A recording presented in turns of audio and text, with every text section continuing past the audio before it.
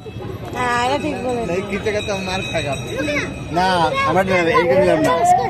बाबूजी 1 सेकंड के लिए जय श्री राम बोलो जय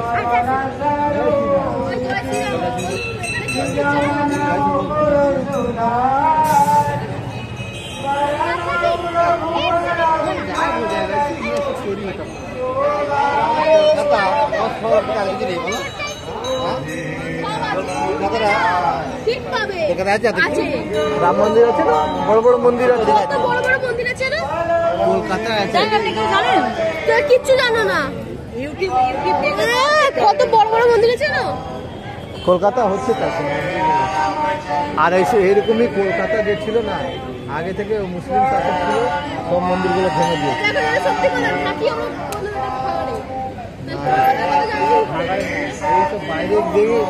জায়গাতে অনেক পুরনো মন্দির পাওয়া যায় পুরনো আর ওখানে নতুন নতুন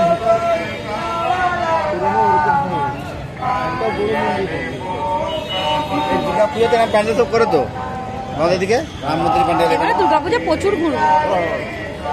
এবারে কেন আমাদের